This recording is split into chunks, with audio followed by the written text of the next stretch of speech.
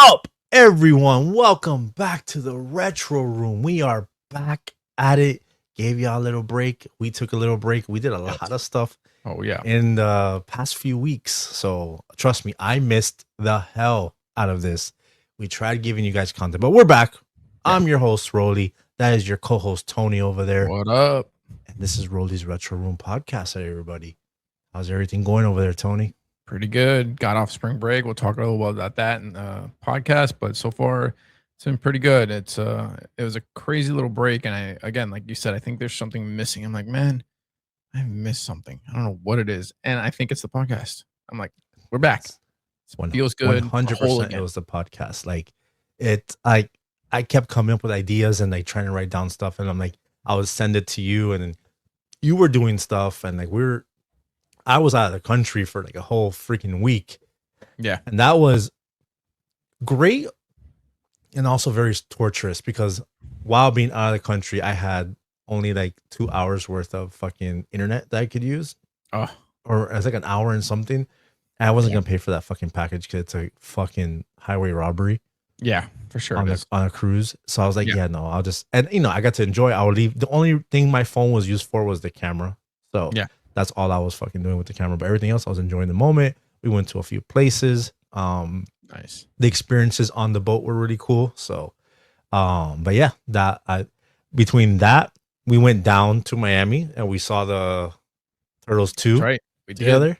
Did. Yeah, that was a great. We took all the kids. Night. Yeah, all the kids. I had all the kids that night. So, and you had the idea of like, hey, just bring the kids. I'm like, you know what? That's a good idea. I'm just going to bring all the kids. Experience it the same way we did in the theaters. It was a great time. It really was. My daughter had to go to the bathroom a bunch of times. I should have took her beforehand. So I think you were telling, I was like looking at you. I'm like, yeah. And then the problem is with kids, and it's monkey see, monkey do. So I have a feeling if your daughter would have never gone to the bathroom, your stepson would have never requested to go to the bathroom. No.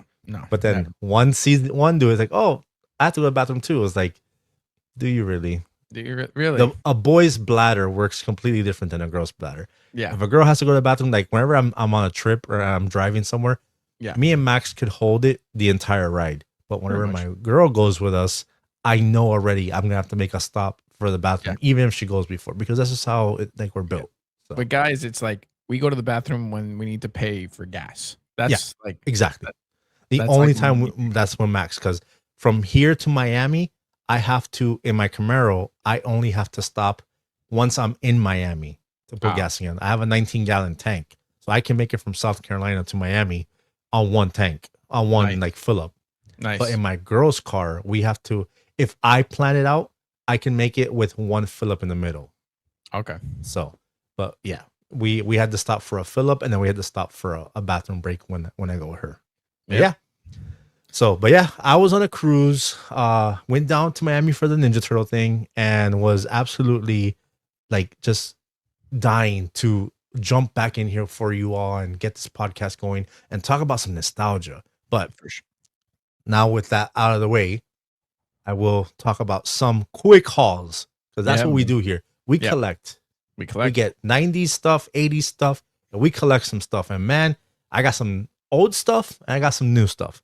Old stuff first. Old business first. Let's see it. I got these Mighty Maxes on a crazy deal.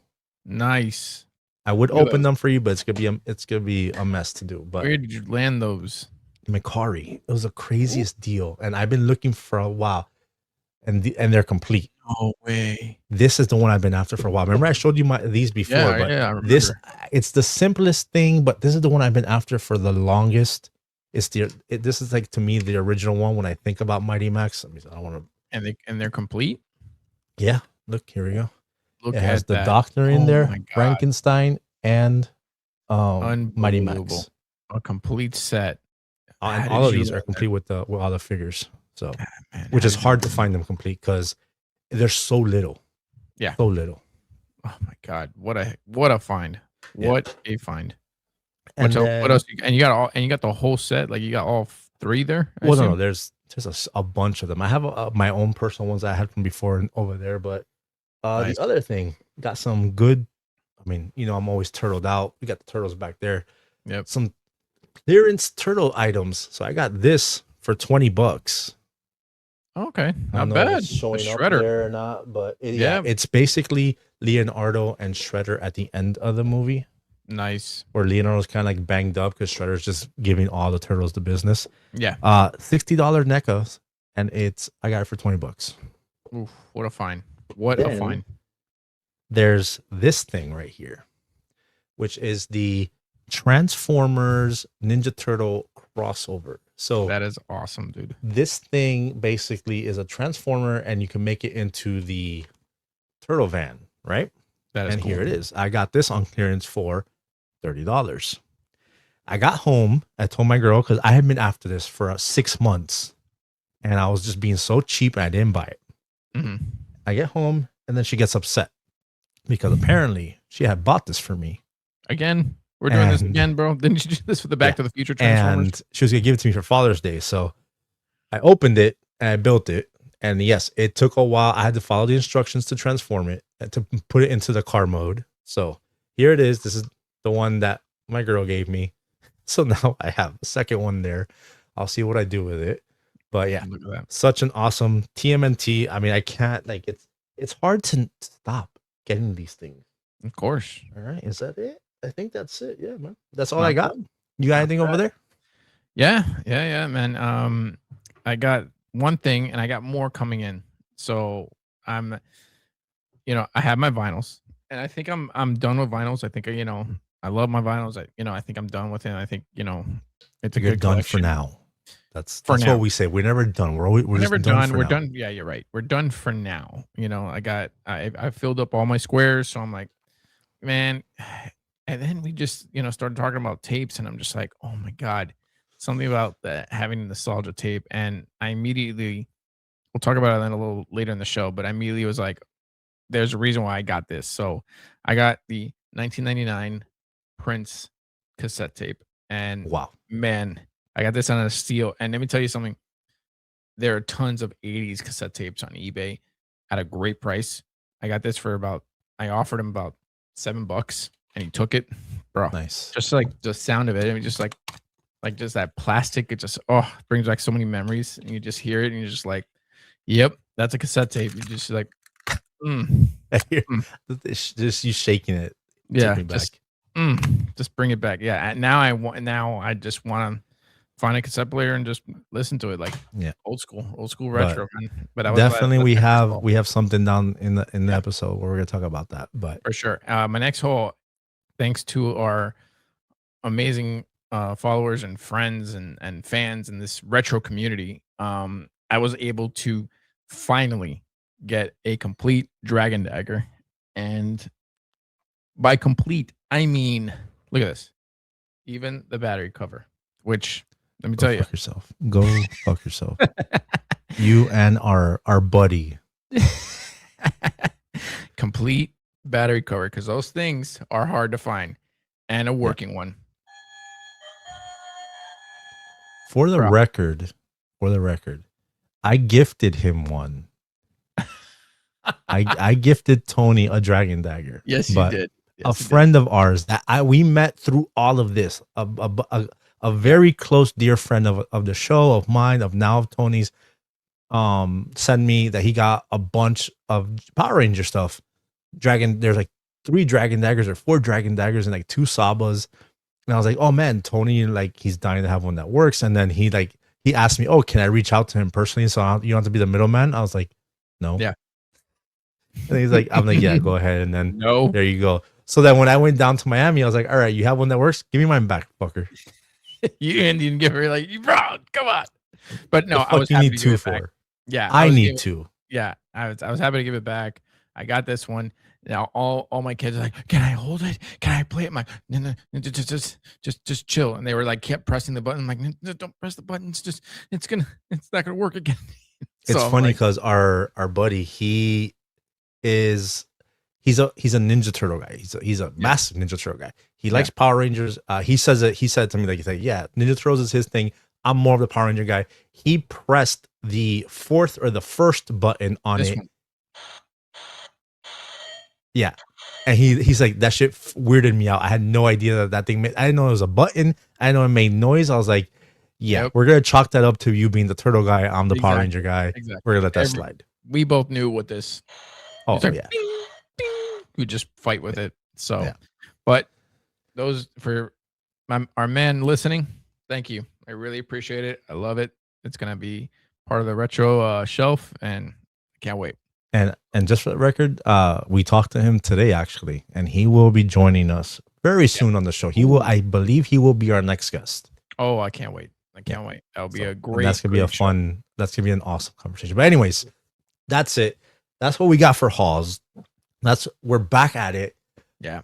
If you notice, I might be just a tad bit, a little more darker. I got some sun. A little bit. You got some sun. And I don't really get sun. Yeah. My hair's all fucked up because I guess all the different climates I've been to, like I gotta use like some special shampoo there because this shit is dried out. And my hair is super long. Like you saw, like it's I haven't had it this long in forever. I need to get a haircut. Probably when I go down there to Miami this weekend.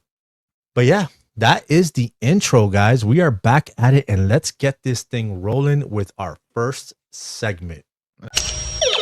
So we have some pretty awesome news. Through our retro, community on Instagram and stuff like that, we ran into wonderful news, and I think this is probably immediately what started my my tape collection.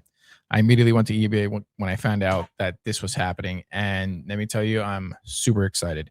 Maxell, right? Maxell is coming out with a wireless cassette tape player, and I'm super excited. It's so crazy that and again, I'm here for it because, granted, I have plenty of it's on. I have this thing. Whenever I go to the thrift stores, I see a Walkman. Yeah, I'll pick them up. These are some extra ones I've picked up recently. I have my personal one, which is like a regular Sony Walkman. Yeah, and I don't have any tapes. I told you, I told our buddy Dayton, I was like, yeah, bro, I gotta start getting tapes. He has a luck on him, bro, because he finds crazy tapes at thrift stores. That's insane. I went to a thrift store the other day, didn't see any. Yeah, no. In Miami, you're not gonna find tapes. Up here, I find tapes all the time, but where I live, because it's the Bible Belt, to not say anything incorrectly, it's mostly religious stuff. Tapes. Yeah. So I don't find any good thing. Great story. The one crazy thing I'll tell you, and we'll keep talking about the Maxell thing, is I found it. This is my original. This is the one that I bought for myself. It's a Sony Walkman, but I found a boombox for $5 and something cents at a thrift store, and it had a tape in it. And my son and I, let's see what tape it is. 1000%. This is that you could ask my son that this is real life. It is the Teenage Mutant. I don't know if you can see it there. The Teenage Mutant Ninja Turtles coming out of their shells tape, dude. That is insane. There's no way. Like, how did that happen? How did I find a freaking boombox with that tape in it? But anyways, I digress. The Retro Universe says this boombox was made for you, and inside is a surprise. A surprise like all day in a cereal box, except it's in a boombox. Yeah, it was such a great story. But anyways, back to this. Yeah, the fact that they're bringing cassette players back, and the younger generation, I'm sure a lot of us old heads are gonna jump on this, but the younger generation is also jumping on because they're collecting physical media now. A good amount of them are going back to DVDs, VHSs, for sure. Now these tapes. But yeah, this thing is crazy. That's the website. That's the website, yeah. And you can click here and you get yourself. It's a pre-order. I think they're going to be shipping them out sometime this month. And apparently they're coming in black, but I'm not sure. I can't see it here. But it is a wireless cassette cassette player, with a masterfully engineered player blending the nostalgia soul of the 80s with the peak convenience of today's wireless technology that just became a reality. So you can put wireless headphones on this thing so you don't have a dangled wire mess. Now, granted, you and I had to deal with that when we were growing up. Mm-hmm. So now it's like, no, you just put your Bluetooth headphones and connect it to this, and you can get like old school retro Bluetooth headphones with the orange foam that are wireless, and you can connect it to this. So it's I'm all here for it. You could play a tape on it. You could play Bluetooth stuff on it. You could record anything you want on it. I'm here for it, bro. So essentially, you can Bluetooth to it from like your phone, You could Bluetooth it, yeah, from your phone. and then You can, you could record like Spotify onto a tape. yeah. So you could, from according to that record button, you can create mixtapes That's sick. like you did in the 90s. That's fucking sick. You know, like that's so you get blank tapes and you start recording mixtapes. And yeah, man, it's amazing. I'm all here for it. I can't wait I'm gonna pre-order mine tomorrow and probably play my Prince 1999 soundtrack. I got some Nirvana coming in, so Sick. dude, I got 3 Nirvana coming in. I got In Utero, Bleach, and Nevermind. Oh, sorry, forgive me. Unplugged, In Utero, and Nevermind. Sick. So the 3 tapes I'm getting coming in. And I guess, yeah, man, this is going to be my new obsession, is collecting old school tapes. I mean, just, again, just the sound of it. Just, listen. Just the sound of it. And I can't wait to put it in. Now, yeah, question, does it say when the release date is? You put available here, and I guess like on Amazon, let's see. It says you'll get it April 19th through May 1st. So. Oh, okay. So within within the month. Yeah, that's within the month. So, but yeah, man, I'm all here for it, bro, and it's exciting stuff, bro. It really is. No, it's dope.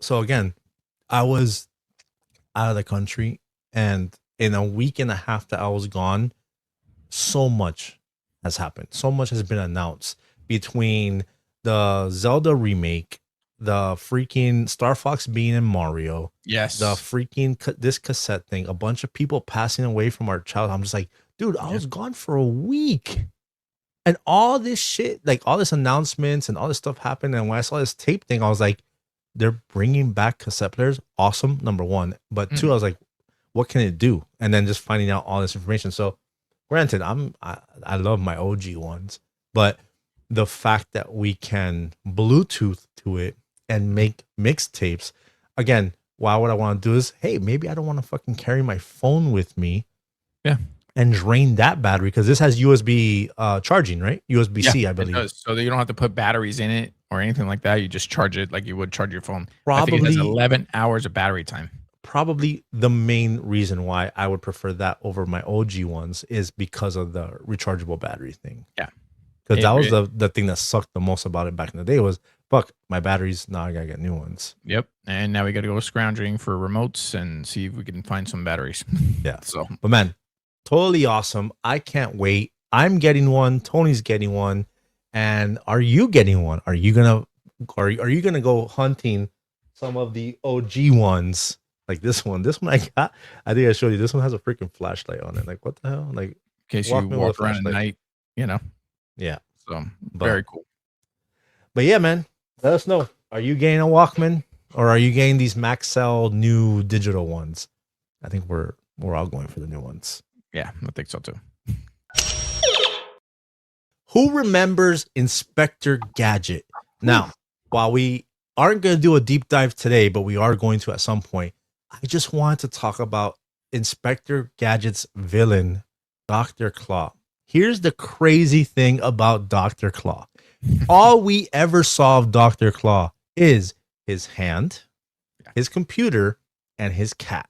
That's it. In the cartoon, you never saw Dr. Claw. Nope. In the intro, we got a tease because Inspector Gadget comes up, throws the cuffs on him, spins the chair around, and it's just a bomb. Like, he got fucking like faked out. Yeah. So the whole time you watch this show, I think it only has like 2 seasons, a season or 2 seasons, something like which that, is crazy to me. Yeah.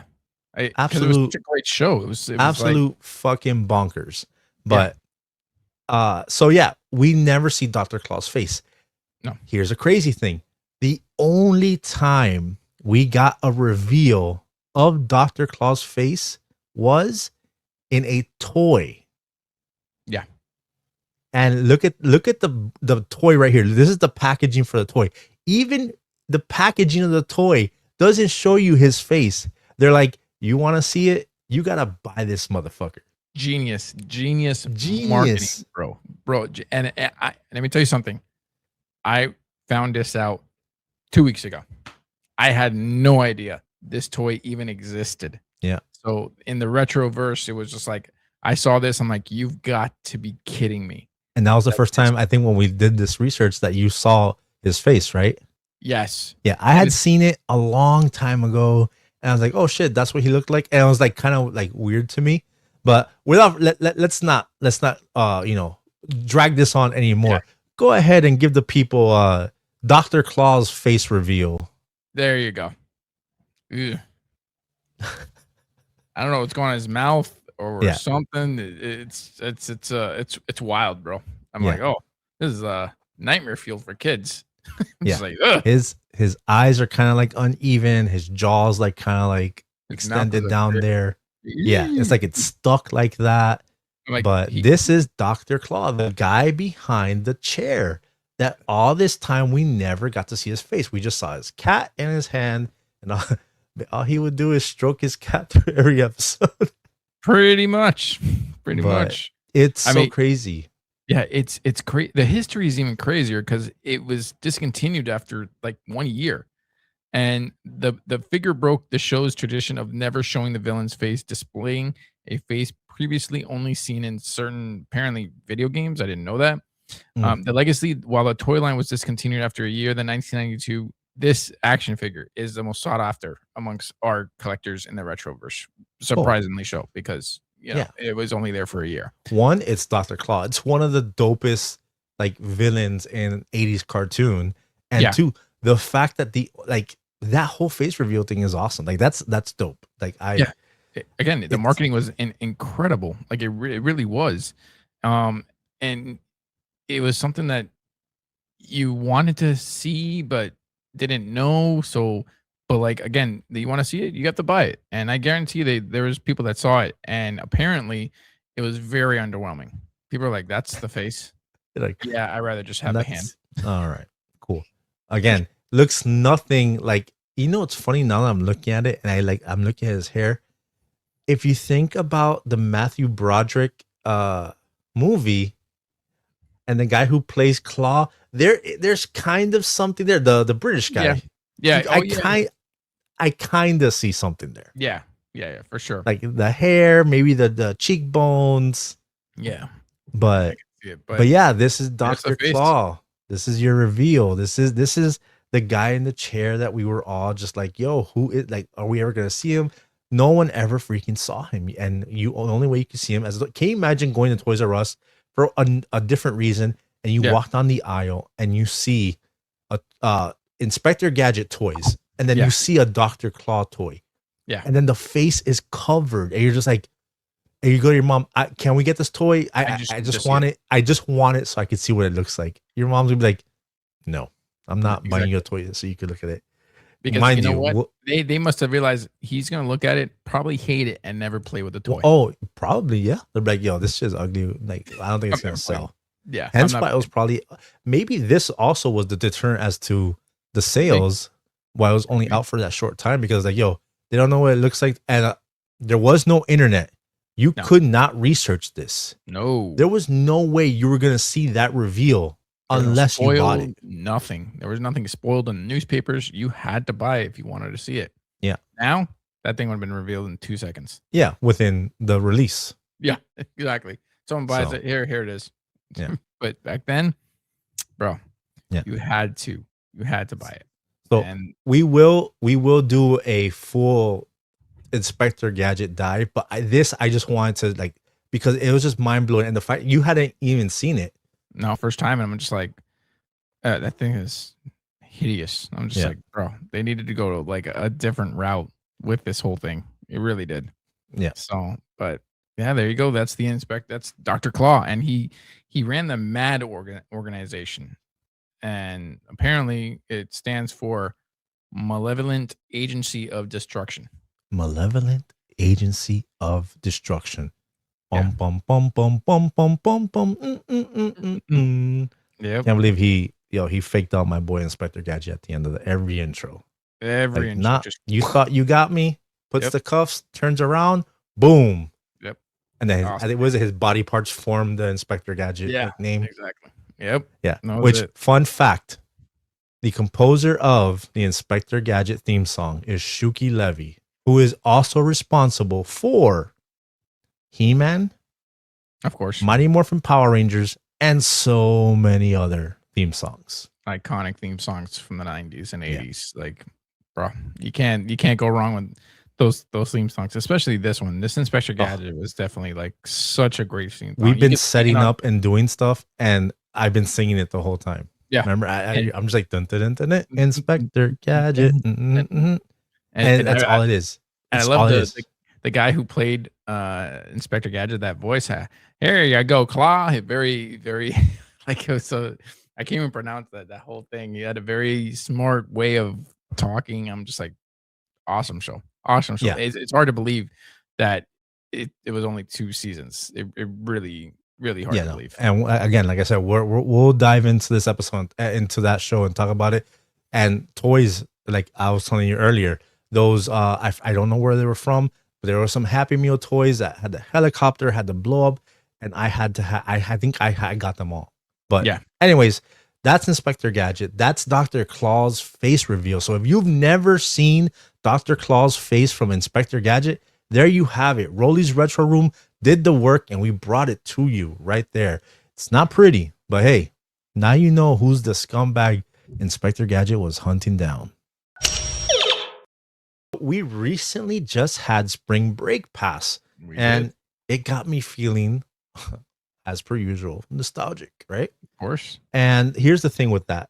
So our Spring Break, yours, mine, when we were kids, looks completely different than kids now. While I have seen some remnants of it, like driving through streets and stuff like that, but the marketing for all the stuff that we got to play with and stuff like that.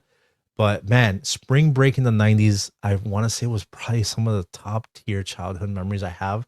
Yeah. Because of just the stupid things that we did and the things we got to invest in. So, for instance, one of the things I think of when Spring Break, especially we're in Miami, are the pools, and not those pools that you're thinking about. These things, these little plastic fucking things that you just poured water in, and kids were jumping out. I'm telling you, we would fill this pool up to the top. Yep. And then like jump in it as if it was a fucking 3, 4 foot, 6 foot pool. And it was only hurting our asses. It was only a foot. It was only a fucking, what is that? Yeah, a foot, maybe a foot and a half. Maybe 2 feet at most. Maybe 2 feet, yeah. Bro, and if you had this thing on the grass and there was a rock underneath and you landed on your ass, forget it. Your tailbone was done for the day. I'll never forget. Quick story. My cousin lived 3 houses down. Omar, he's gonna remember this. He doesn't want me to tell the story. It is what it is.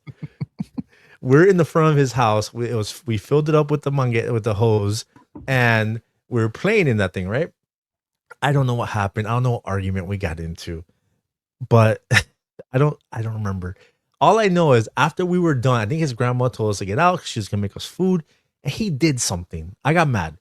So he's there, and like he goes and takes off his underwear, and he's in a towel.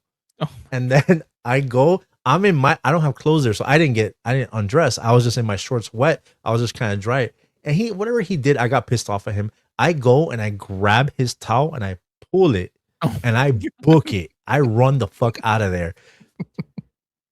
A regular person would have ran inside to get some clothes. Oh my God. No. Omar decided to chase me down in front of his house and to my house, holding his balls. Oh my God. And so all you see is bare ass kid running after me. And I'm there and I look back. I'm like, oh shit. So I start running more and I'm screaming, why are you chasing me? You're naked. And he's like, oh shit. And then he goes and he runs back. I go inside. I'm cracking up. Like I'm dying cracking up. Anyways, he doesn't want that story to be told. It was told. Omar, fight me about it. Yeah. But anyways, so we had these pools. Then I feel there was like a level up, I think, in cost, where these pools, which aren't much better. No, they're not. Not much better. Those things are flying in the wind. It's literally a fucking giant cereal bowl that you fill with fucking water, and then you could put 2 very small, maybe 3 very small kids in it, and we're just there fucking splashing around. Like we probably have the hose there with us, and we're splashing the hose, stuff like that. Yeah. But this is shit that we fucking, again, I think the other pool is better. Call me biased. I grew up with the other pool. Didn't have these. I think these were more expensive. I don't know why. Probably because the material is more sturdy. Yeah. But didn't have these. But then the awesome thing that accompanied a lot of these little pools was the slip and slides. Oh yeah. These slip and slides back in the day were so fire. I'm talking about like you have the long ass, it's like a tarp, it's a tarp. Yeah. Long ass tarp. For the most part, it would just be a long slide and you could just wet it. But then you had some special ones. For instance, I think the one that you're showing there has what? Like the loop over it with hose. Yeah, this one's called like the geyser. From what I remember, it was a pretty popular one. But I think the most popular one that everybody had was definitely this one. Oh, the crocodile mile. I remember the commercial for this one where it's showing like a kid in like a jungle or whatever. Yeah, and then it shows a crocodile and he goes dipping. And then he just like slides, and then it's like this little like gate that you go through. Yeah, there you go.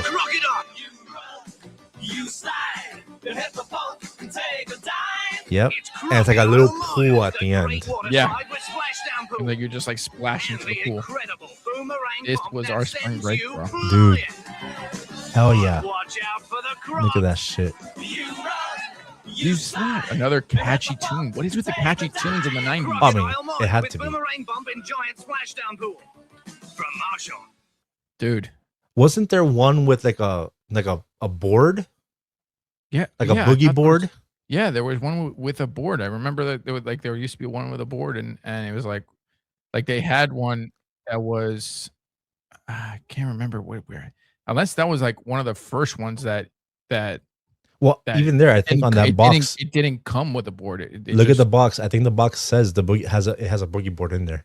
Yeah, like so like they must have taken the same commercial, filmed it with a bunch of other kids, and then did it with the board, because I think back in the day you didn't get a board. You had to do it with your body, and people were just kind of like, okay. Kids are getting hurt. What do you do when you're surrounded by crocodiles? Yes, it is a different one. Yeah. So now there it is. Board. Bro, let me tell you, without the board, I never had the board. Yeah. I don't know about you. I think I had it. We had to do it with our bodies. That's how we kind of grew up. And I guess kids were getting hurt, and that's why they provided the board, and you would slide. And I think, I mean, I don't know. What was your best way of sliding? Well, here's the thing. Again, we're in Miami, so it was hot down there. Yes. So we kept that thing, like we just kept spraying it with water so we could slide on it. But the second you stop spraying it, forget it. Sometimes you would just stop mid slide, and you hear that rub. Yeah. More water. Yeah, bro, the water would evaporate in springtime and summertime. It would just evaporate, And but yeah, once you hit that like that little cushion part where the drapey thing is, and you go and you just splash into it, but you had to constantly be filling that part because every time you splashed in there, the water was getting out. Yeah, but still, awesome times. Awesome time. And I think I don't know if you did this, but I also we tend to like get dish soap, and then like if you like wanted to go really fast, you probably little dish soap on your body and just, all right, let's go, and you slid. slide. Sometimes you would overshoot it. Remember? Yeah, you missed. You would go hit it and then still bounce out from how fast and sliding you were going. Yep. And then you're fucking eating soap. Yep. And the whole fucking time. If you get like a little hill or something, like you didn't need to run, you were just like, shoo, bro. Yeah. Fun times, bro. Fun times. Again, they had other ones, bro. This one was the slip and slide super geyser, and what it was like it wasn't something at the end. It was literally in the middle of the slide, and then you attach a hose, and then water would be like coming out of it, and you have to go through like this tunnel. So this is another one that was kind of popular, not as popular as the other one, but this one was pretty good too. Yeah. And granted, if you couldn't afford one of these, we would just use a tarp. Yeah. Oh yeah. We know about that. That was our slip and slide. We're just like, Yeah. use a tarp, you know? And then the other thing that would accompany all this action was the weapon of choice for spring breaks, summers, going to the beach, super soakers. Of course, bro. Of course. These things, we were popping them, and depending on what era of super soaker you were using, sometimes you just had the one. The one thing I will tell you is the little fucking gun that had the little orange cap that you filled up. That shit was garbage. That was garbage. You were fucking done. Didn't do much. Dollar store one? No. Yeah, the dollar store one that you would get like a pack of fucking 10 for $1. Yeah, ass. So I just thinking about that. Like I don't know why it sounds weird, but I taste the disgusting water, the hot water that cooked in it. Remember, you would leave them lying around. Yeah. And, oh shit! And then you grab one, and it was like hot. Yeah. And it tasted like ass because whatever. But super soakers, dude, I would never forget. On my brother's birthday, we did a whole ass fucking like battle in my backyard because his birthday is April 5th. It's coming up now. That's why I'm going down to Miami. And it was a spring break party and everyone came over and my mom got him this fucking bad boy right here. Bro, when I saw this thing, dude, and it was my brother's, I got so mad because we had the regular 1 bottle super soaker that you had to pump like crazy, no freaky. And it was good at the moment, but then my mom gets him this thing. This thing is a double barrel, but it shoots out through 2 fucking things. And on top of that, he held more water because it had 2 tanks on it. Look at this thing, bro. So he had more water than all of us. So he didn't have to refill as often as we did. On top of that, this bad motherfucker right here had a gauge on it. Dude. So it would tell you like how much power, like, so you would pump and the gauge would kind of fill. And he just had a consistent crazy stream. And the gauge is like, oh, you're getting low. Start pumping more. So pump it again. Fucking genius. So jealous. And I had my fucking 1 regular fucking almost broken because we had that one for a while. This thing was so crazy. But dude, super soakers in the freaking 90s were absolute staples. Yes, they were. Of any kind of water aquatic partying that you were doing. Always had the little shitty fucking dollar store ones. Yeah. To give to everyone. Like that was like the main thing. Everyone got like a little shitty one and you would like kind of keep it like in your pocket or on your waist. Remember, like you were like desperadoing that shit. Exactly. So you kept the little shitty ones like at your waist in case your shit ran out. So before you go raw, you just fucking pull it out and start fucking just squirting everyone. Exactly. But man, and let me tell you, these things, I mean, it's in the name alone. You got drenched, bro. And if you weren't in swim shorts or you were in just regular clothes, forget it. Your clothes were completely soaked, drenched. Like you're coming home wet. Like that. That's how it was. That's how badass these things were. Yeah. They really were. And then the other thing that we would do outside of, doing the freaking little pools, the super soakers, we would go to those water parks. Oh yeah. And one of the most famous one was here was Atlantis. Like this is definitely the before Rapids and Rapids was in West Palm Beach. It's still there, but this was a staple, at least down in South Florida. And there's water parks all over the country. Yeah. But this is definitely a spring break staple. I think I have a picture somewhere. I'll share it on Instagram of me at the water park going down one of the slides. And it's such a joy to go to these water parks. It was destroyed by Hurricane Andrew, but yeah, man, it was, these water parks were incredible, dude. No, and remember back then the tube slides weren't as crazy as they are now. They were just straight, just long tubes. Yeah, remember in Bill and Ted when they take them to Waterloo? Yes, and he does all that stuff. And then, I mean, one of the things you did after all that running and the wave pools and doing all the tubing, bro, you're just like, all right, I'm beat. Let me just fucking go chill. And you hit that lazy river and just chill. Dude. You grab a freaking ring, jump in that lazy river and just fucking float. And you're just there talking shit. You maybe do like 3 laps. You're there with your boys, just talking shit. Maybe there's some girls there. You're checking them out and you're like recharging to go Yeah. back to doing a bunch of stupid, crazy shit. Yeah, and again, they had like these crazy slides. They none of them were closed or looped, but they were just Dude. kind of like Yeah. open. But I mean, oh my god! Oh, not to mention the wave pool, bro. Yeah, I just talked. Yeah, the wave Yeah. pool. That shit was that, and it had like the timer and shit like that. Yeah, and The so it thing was about those calm. slides, I prefer the fucking tube slide Oh, when I was really? younger. Yeah. Because it felt safer. But I Yeah. remember I went to Rapids and I did the steepest fucking slide. Yeah. That shit was open. It was just a fucking U. Yeah. And I'm seeing how high we are. I'm just like, yo, what happens if I fucking go like if I go too much to the side? I'm dead. Yeah, you're done. You're done. I did that fucking slide, bro. You're going at it. And the second you get to the bottom, ass full of shorts. Yep. Like Wedgie. you are thonging that shit. Easily. Like you're just Easily. fucking grabbing all shorts and pulling that shit out of your ass. Meanwhile, everyone's at the bottom Mhm. watching everybody finish the slide. So everyone's down there just to see ass. Yeah, pretty You're much. just seeing fucking ass, like white ass, fucking pulling shorts out. Pretty much. And it's not just kids. It's like fucking old dudes are going on this. Like Yeah. everyone's going on this damn fucking slide. And I remember the guy who went after me. It was an older. Well, I'm saying older, and we're in our 40s. He's probably younger than we are now. Yeah, for sure. This guy goes on this fucking slide, waiting for me to finish. He's coming down, and this is like, it's West Palm Beach, but chances are he was from Miami. Yeah. Pink shorts, kind of heavy, tan, hairy, like you would not fucking believe. So once I'm getting up and I'm pulling the shorts out and I'm grabbing my towel and my buddies come running to me, the guy comes and you know when it's a bigger person, they're making the water go out through the Yes. sides like fucking crazy. Like, Yeah. bro, by the time he got down, all we saw was hair and ass. Bro, I'm just like, oh my goodness, bro, come on. And he's just like pulling that I was like, bro, Yep. fun times, but Fun times. definitely that was the first time I saw man ass.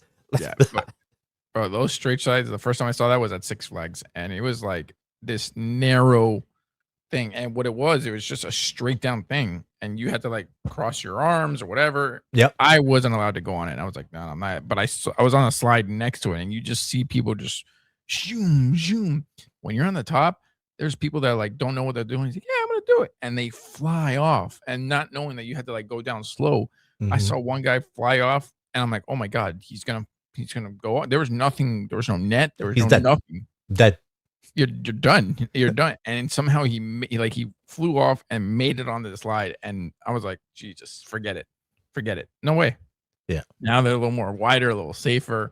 You know, like they there's like a little more control. there's a Back then, science behind making all this stuff. yeah. It wasn't the fucking wild wild west that was the 80s and 90s. Make a long slide, let these fuckers slide. Just make sure there's water on there. Exactly. Yeah. Exactly. They had one. I swear to God, at Six Flags, I did this. Somehow I had the gall, the bravery to do this, where they just had a pallet of a high dive where you just jumped off. There was like someone created just a pallet and just like, yeah, you just jump off into the deep end and that's it. I'm like, that's it? Yeah, that's it. And you just jump off. And my Yeah. parents were freaking. Ah! Like, they I were will like, tell you before we end the segment, one of the dopest place, anybody that's been in Miami, or if you go to visit Miami during spring break or any warmer time of the year, you have to check out, which I know you know, Venetian Pool. oh, one of My the favorite pool great staples ever. It's always of- cold. It's Yeah. spring water, right? They drain is. it every yeah, night they drain it from the spring from underneath the earth. and they fill it, and it's that water is so refreshing. It has a little cave. Oh Which yeah, like we made fun of, like, oh, this is like the cave in the Playboy Mansion. yeah. The You grotto. go under and there's water in there, but Yep. such a dope place. If you are ever in Miami, Florida, and Yeah. you are in the Coral Gables area during spring break or summer like that, go visit Venetian Pool. It is the best pool you will ever go to. And I'm gonna tell you, this is so refreshing, bro. So refreshing. Like It's- you jump in and you're just like, Yeah. like shocked awake. But it's cold, but it's not like freezing. It's like Yeah. it's because it's spring water. It's refreshing. It is, and I remember back on our day that you would be able to jump off the rocks. Yeah, of- that's why when you said that high thing, the first Yeah. thing came to mind was the Venetian Pool, me climbing that thing and Yep. then jumping from up there. Fun fact: they closed them. They have like cement and stuff. You can't. there's only one You used to be able, back in our day, you used to be able to jump off the high one. Yeah. Now you have to be led in by a lifeguard, and only special privileges Trash. can jump off of the. I'm sure somebody did something stupid and got fucked up, and that's why that happens. Something to that matter. But like you remember, you would go up to the rocks, and you would climb it, like you would swim in the deep end, and there was a section where you can climb up and go up into the stairs, and you jump off the middle one. Mm-hmm. And you can go even higher to go to the bigger one. Bro, you go up and it's cemented. Like it's just like cinder blocks and cemented. Yeah.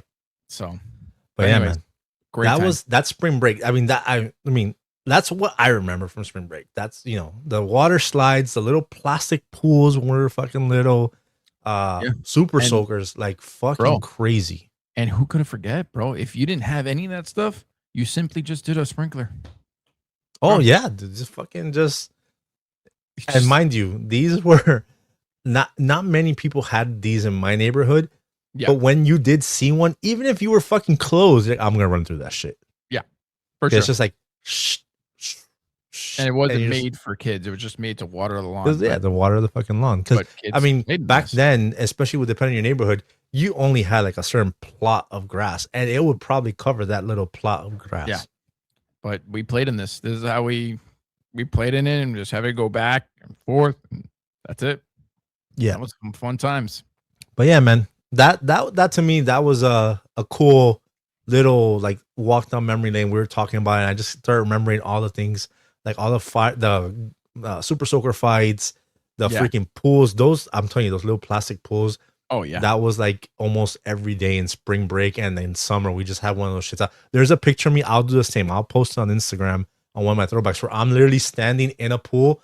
And I went to a friend's house. I didn't have a bathing suit. I'm just in my like underwear and I have a gold chain on.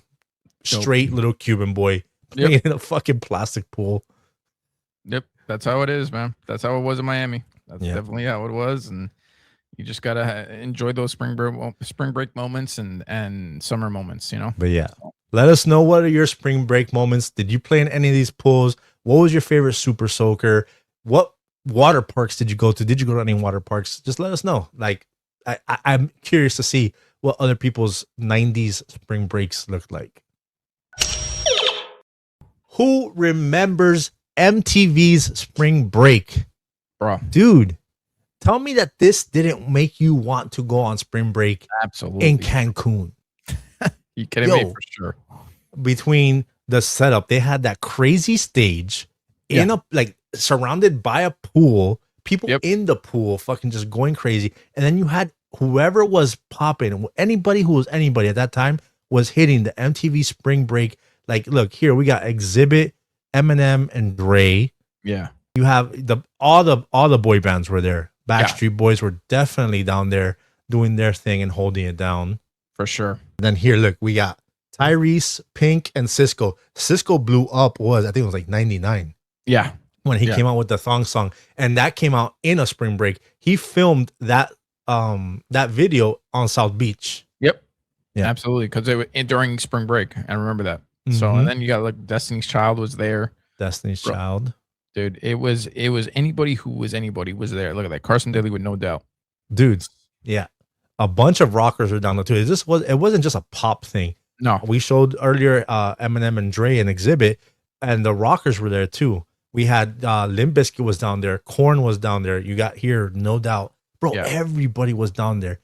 And it was just, it took over your TVs. You kept MTV on just to see, bro, I remember this moment. I remember this. And he goes, yo, all these people are going out there without shirts. I'm going to go out there. You got Fat Joe out there with Ashanti just throwing it down with his Terror Squad chain on.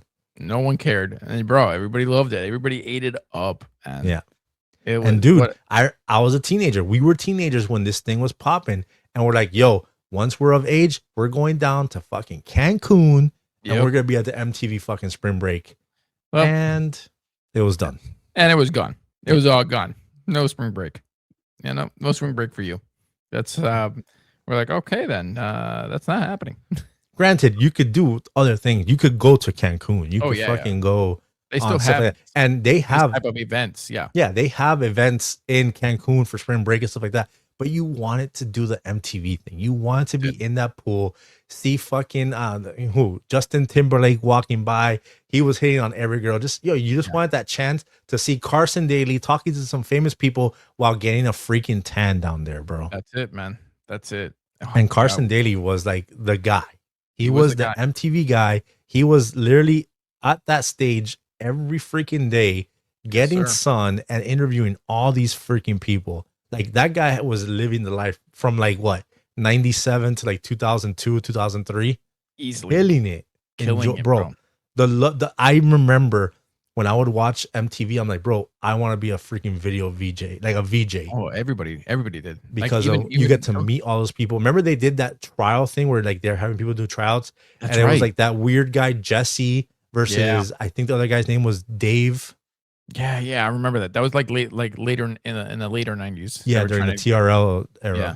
And funny enough, a lot of not a lot of famous people, but some famous people like Pauly Shore was a VJ before he like blew up, which I was like, oh, okay, maybe he can go this route and be a VJ and stuff like that. But man, and they would have some hosts come on and like host some famous people host episodes of stuff too. But dude, MTV Spring Break was just something that like it's funny. We were inside to watch this stuff. Like we were on our spring breaks as teenagers watching this, and then we're just like, we got inspired. Like, you know what? Fuck this. I'm going to the beach again. From where we're from, we had the beach right down there. So I would go to South Point with our boys. I would go with Chris, Paul, all my people, Alex, and we would go in my little ass car, freaking 10 dudes deep in my little ass car, and go to freaking South Beach, go to South Point, and just chill. Get some sun, jump off the pier, which again, something you can't do now anymore. They closed it off. The pier's there, but you cannot do that anymore. Like you can't jump off of it. No. Which funny little mini story. Everyone was jumping off, just jumping straight down, you know, like this, just jumping straight down. And people were like, it wasn't impressive. So what does your fucking boy do? Me and Chris were jumping off, and we started spinning and stuff like that. Oh, yeah. And then I'm like, you know what, bro? I'm gonna do a flip. And they go, you're gonna get hype. Mad females around. So I'm like, I'm gonna do this shit, bro. Miscalculation. I go and I flip off, right? Catch one, catch two. I thought there was enough space. No, there was too much space. And I start to roll into a third. Oof. Just smacked right into it, full body into the water. Oh my God, dude. Went underwater, and I heard from underwater, oh, bro! I stayed underwater. I'm like, I'm not coming. Probably heard it. Yeah, I'm not getting up. Just swim away. I was trying to fucking swim underwater for as long as I can to get to where you climb back up, and then bro. Chris met me down to see if he could help me up or whatever. And you had to climb rocks to get back to the top. Yeah, the rocks are still there. Remember, you had to do and the rocks are slippery as fuck because they're wet. So I'm almost busting my ass climbing these rocks. And Chris, God bless his soul, great friend, even as a teenager, cracking up. But he's like, yo, are you good? I was like, bro, I don't even want to fucking face it. Everyone was super cool. When I got to the top, everyone's like, yo, good shit. And I got some like sympathy love from the ladies, but it was just like, dude, I was fucking embarrassed. I literally in that split moment, I was like, I'm gonna drown. I don't care. I'm not coming back up after this. I'd rather die of embarrassment. Yeah, I'm not gonna die. Just like I'm just gonna drown. But you were the only one that did almost 3 flips. Oh, after that, everyone kept doing the fucking straight thing. No one attempted anything after that. No, definitely not. But yeah, man, again, we wanted to do our own spring break because of MTV Spring Break. MTV Spring Break, bro. You know. So I made the mistake of going to Crandon Park, and I'm like, oh, this is just family stuff. There's nothing here. We had to go to South Crandon Park the fucking dog? No. Diaper park? There's Dog Beach, yeah. Now you should see it now, man. They revamped it. It looks really nice. But you go further down, and there's a yes, Crandon Park was at the end. I remember I used to ride bike. By the lighthouse. Yeah. So it was a cool beach, but it was more family friendly. It wasn't. The funny thing is, we call it. That's where the locals go because South Beach was so touristy. And now it's even worse. South Beach is now I won't even be caught. I mean, I'm from here. I won't even be caught dead down there. Like I'm no actual Miami person goes to South Beach. No, because the parking is ridiculous, bro. Yeah, it really is. There's it's for tourists, bro. It really is. You want to go to the beach for locals? We'll go to the Crandon Beach or North Beach, and that's Crandon Park Beach, not Crandon Beach. Just go to Crandon Beach. No, bro, Crandon Park Beach. Every once in a while, Tony has let's cut that out. A vocabulary thing that happens. He stutters or he mispronounces a word, and I mean, it happens to everyone. I'm sure beach and bitch get missed, but yeah, don't go to Crandon Beach. Go to Crandon Park Beach. We're gonna cut this out, right? Okay. No, great, that's staying in. Damn it. Crandon Park Beach. Yeah. Where I usually went for families. But South Point, yeah, you wanted to feel like a spring breaker, you definitely go to South Beach and chill out and toast in the sun, you know? Yeah. Anyways, let us know if you were a huge fan of the MTV Spring Break programming. Did that inspire you to want to go down there? Did you go down there? I mean, there's people that are probably older than us that were of age to do that. I would fucking love to hear a story of somebody who experienced MTV Spring Break like in person. Let us know. Who remembers this fishing game from when we were kids? Everyone had this thing. I went to like all my cousins' houses, all my friends' houses, and everyone had this little fishing game where it basically spins around, and then you get your fishing rod has like a magnet at the end, and then the fishes are like biting, and you have to get the magnet in their mouth when they bite and then pull up. Yep. So simple, so entertaining, you got competitive as fuck. Yes, I remember like the pool or the water, it rotates, right? If I remember correctly, it would rotate around, and sometimes you would get your thing, and you have to like it would go like literally go around like this, and it was rather difficult when as a kid. Now I think I played it as an adult. It's pretty easy. You just like do this, you're like, yeah, you have logic and experience, exactly. But giving it to the kids back in the day, like us when we were little kids, is like, and then you were playing with other people. You're playing with your friends, your cousins, your brothers. So you're doing your thing, and you're like kind of like moving them so they fucking don't catch it or whatever. The sound of this game like will instantly take you back. If you like hear this somebody playing it in the background, you immediately know what it is. It's not like a ticking, but it's like a plastic rattle, if you will, like as it's spinning. Like it's a very I don't know. And then just the idea, just remembering, just seeing like the little fish thing, bro. And this thing came out in what, like 1978. Yeah, it was released in 1978, and it made it popular in the 90s, though. It blew up in the 80s, and kept blowing up in the 90s. Yeah, I think till this day you could buy this at Walmart. You can buy this at Walmart right now. It hasn't gone away. Still popular choice. I remember playing it last Christmas with my kids. It was such a great hit. But and it just, again, I think this is an image from Now and Then, and it's called Let's Go Fishing. Let's Go Fishing. And a lot of people call it Gone Fishing. Yeah. That's what I remember it as. I think that when you told me about it, I was like, oh yeah, it's called Gone Fishing. It's not gone fishing. It's called Let's Go Fishing. So yeah. But a lot of people, like, I didn't remember the name. I just called it the fishing game, the fishing game. And like, oh, you mean Gone Fishing? I was like, I don't remember it being called that. But then I don't remember it being called Let's Go Fishing. So yeah, I never got a name. We never had a name for it. Like you have the fishing game, all right? Yeah, and you just get your little fucking rod right there, and you're just trying to get these little motherfuckers. They're snapping away. Yep. So this is like, if you didn't have Hungry Hippo, you were fucking Let's Go Fishing. Let's Go Fishing. And funny enough, I don't think it needed batteries, right? I think it did. It did. It had to have batteries for it to rotate. Yeah. And do the it had to have batteries. Okay. I just want to make sure it didn't. Because in order for it to work, like I don't know what you could do in place of it having power. And I guess the strategic part of the game was you're blue and you're red and you're green. So you would have to get your color, correct? I don't remember the rules. I don't remember doing like that. I remember just trying to get as many fish as possible. Our thing was, depending on how many people you had playing, it was just who could get the quickest. Right. So for the most part, I think I was does it tell you? Do you see there on the box how many rods or how many players it is? 4 players, up to 4 players. Mm-hmm. Yep. So there you go. Yep. So yeah, you're probably right. Because you have your maybe your rod is your color, and you're trying to get yours out as fast as you can. But I don't think my house we played by that rule. It was just who could No. get the most out. You were just Let's see who fucking can get the going most. at it.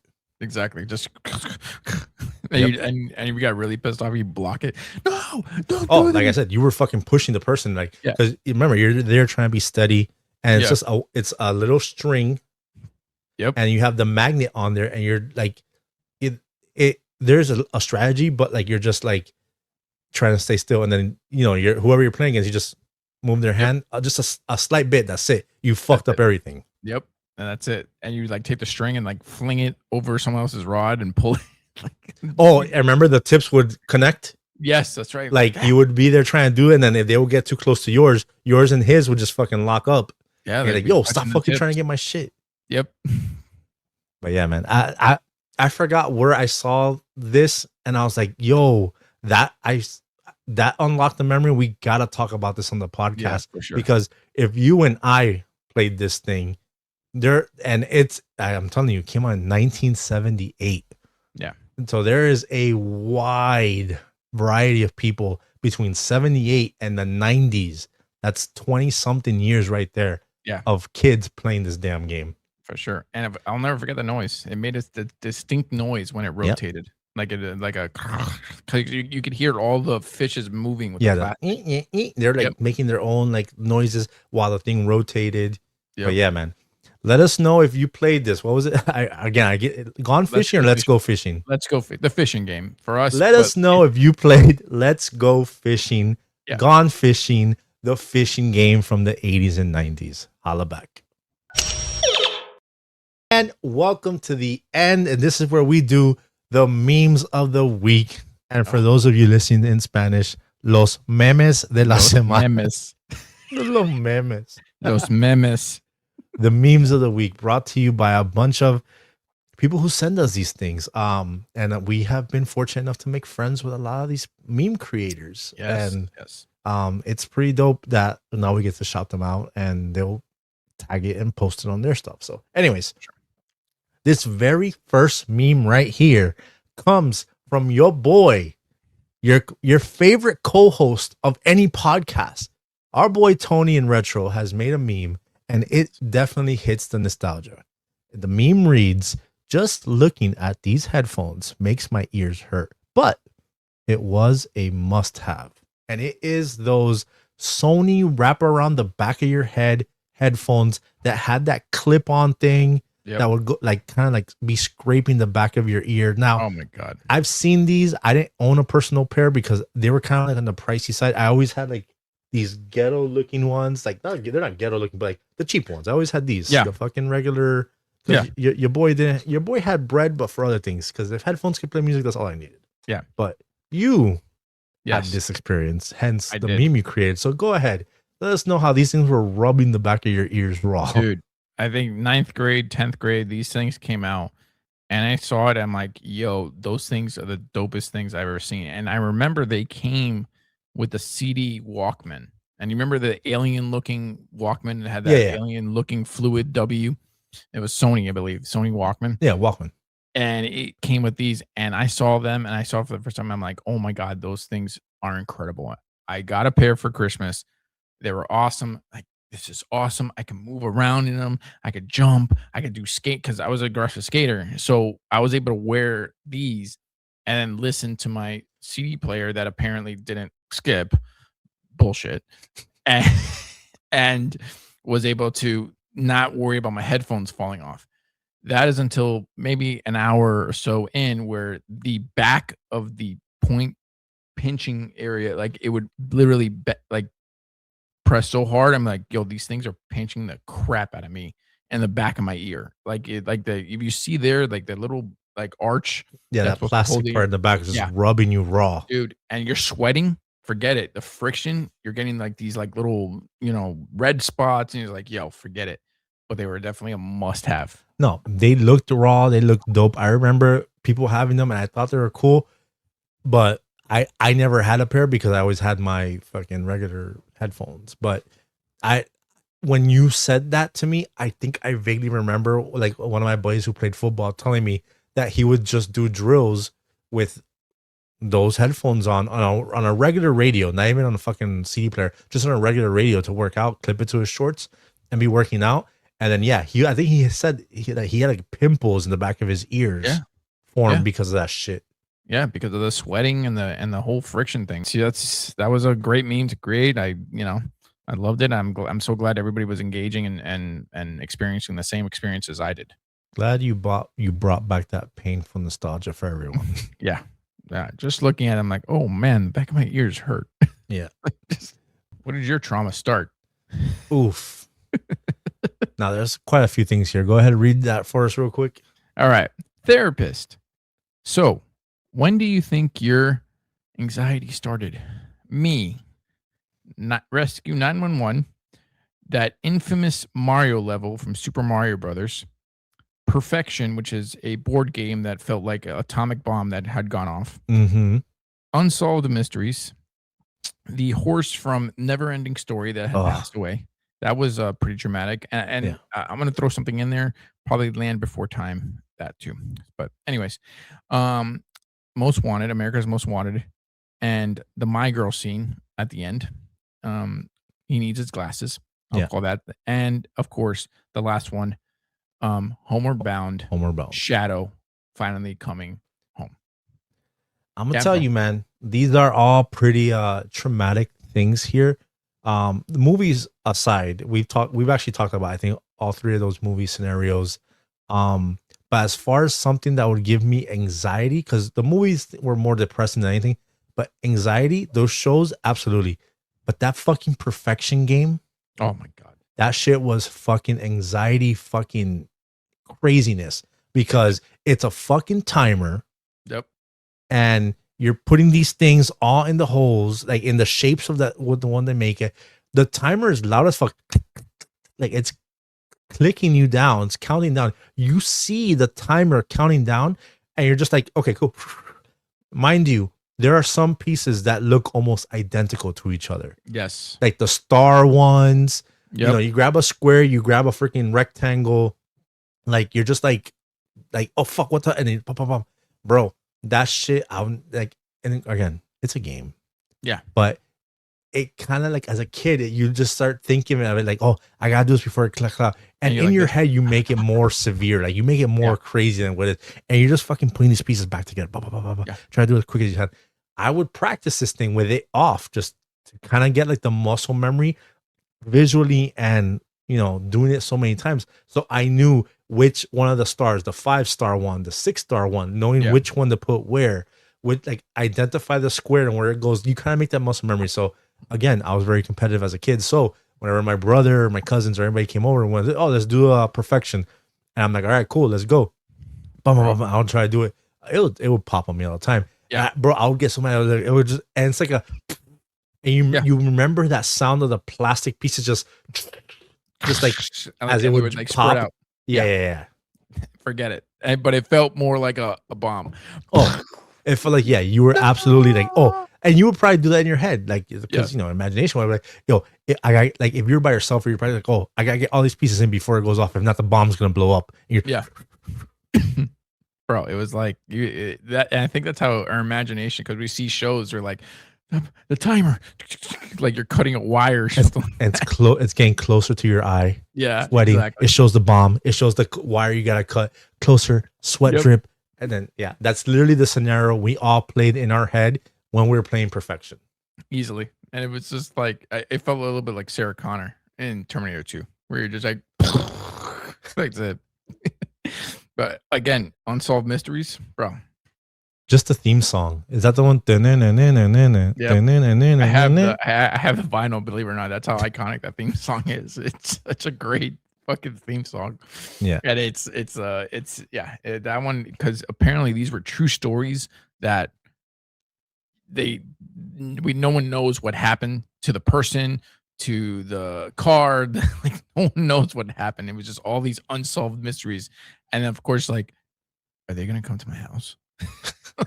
Like, and then the tone was very like creepy. It was like to scare you, especially at least for kids. So, and this guy was like walking around in like trench coat in the middle of the dark street. He's like, and he like start off, he's like, 1993 was like very Twilight Zone-esque, and and I think that's where he got like mainly his inspiration from. Again, trauma. You're just like, this is a true story. Yeah. Let me ask you a question. Yeah. Which one did you disappoint the most? So, to be honest, I didn't disappoint any of these motherfuckers. I didn't.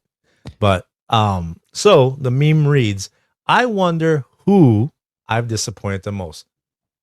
I know 3 of these. You're gonna have to help me with the 4th one. So on here we have Smokey the Bear. I want to say McGruff. Yeah, McGruff, the crime dog. The crime dog.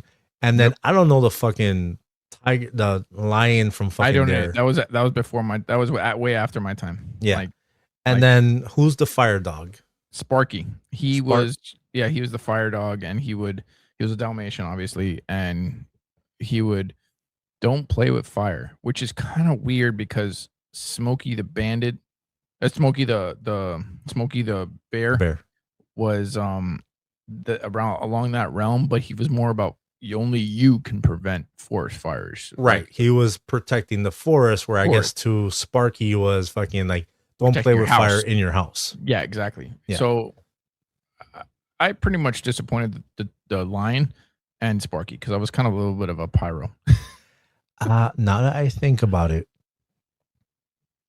fuck, I disappointed McGruff because he's crime, right? Take a bite out of crime or some shit. Take a bite out of crime. Yeah. And Sparky, now that I think of it. Yeah. Because I disappointed Sparky when I had my first apartment and I started throwing parties, and the very popular drink 151. Oh yes, of course. And very flammable. We went to my balcony and I was holding the lighter, and my buddy was drinking the freaking 151 and like spitting it out so we could make like these big fireballs. Yeah. Fireball all over the fucking balcony. Didn't burn anything of the house or the apartment, but burned all the hair off of my arm. Oh shit. And my friend goes, bro, that looks so dope. It looked like you were doing like a fire punch. And I was like, what? And I look and I smell. I'm like, oh, all the hair on my arm was gone. So, and it's gone. Definitely the fire guy. And for McGruff, I almost ran over somebody with my car on purpose. Okay. So let's move on. Yeah. All right. Which 90s soap bar was the best? Dude, first of all iconic soap bars. Yes. We got Irish Spring, Dove, Zest, Ivory, Dial, Olay, Kamei, Lever, and what's that one on the bottom? I can't see the one on the bottom. The one on the bottom, Caress? I want to say, Caress. Never heard of that one. That one, I'll be honest, I've never heard of those. Yeah. All of these are, with the exception of that last one, are pretty much staple soaps, and you saw all these commercials. If I have to be, I'm torn between 2 of them, but now I think about it, I think we talked about this earlier, I think I have to go Zest. I was between Irish Spring and Zest. Yeah. But we're going 90s Zest. Now I would use Irish Spring today.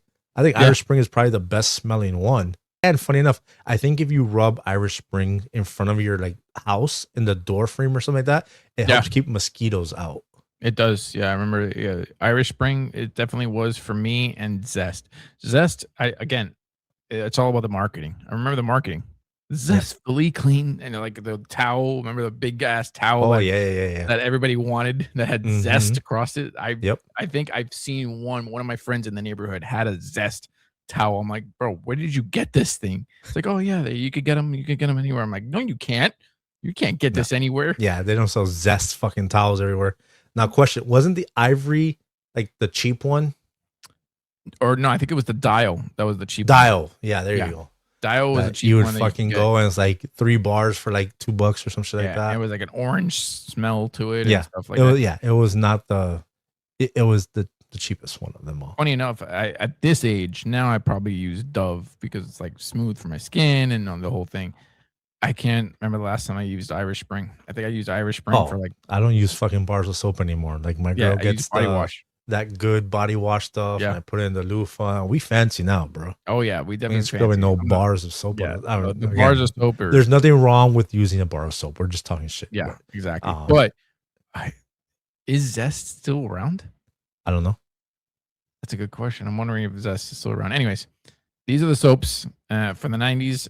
Zest and Irish Spring was definitely up there for me. So which one are you going with? I'm going with Zest. Zest. So we're both going Zest.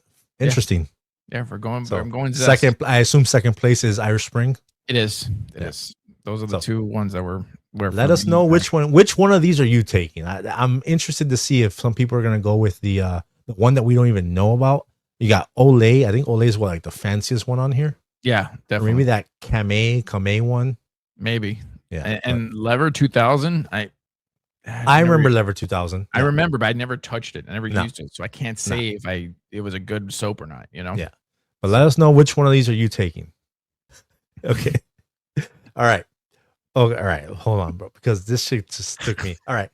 First of all, this comes from our boy Kiko over at 90s Kids Days, and it says, chances are you did this when you went to school in the 90s. And it's when you got those markers and you clipped them on top of each other and made like the longest marker. And you were light. Every one of us was either a sword or a lightsaber. One of the two. 100%. Like you, bro, I remember being in class 5th grade and click, click, click, they click right into place. Yep. And then like I would like mess with my boy who sat like across from me and just start fucking poking him with it. Yeah. But they would fall apart so easy. Like you couldn't, it wouldn't hold. Like if Once you you clashed hit 'em, them, that shit was explode. Yeah, for sure. The only thing is that this shows dry erase markers, and for us, it was the Crayola ones. It was the Crayola markers Yeah, that we yeah. had gotten, and we were just because we grew up on chalkboards. There was no dry erase in elementary school. We had chalkboards. So this shows the dry erase markers, but essentially it's the same thing. We did the exact same thing with the Crayola or the scent ones. Remember the scent ones? Yeah.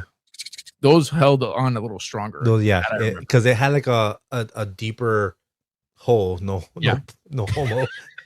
And you clip it onto there, and it would hold better. Yes, yeah, it would hold better and last longer. All right, there it is. There it goes. Tony had to add to that. I said it. I said something, and Tony had to one up it. There you go, Tony. It will last longer. Did I have an emphasis on it? Yeah, no, for sure.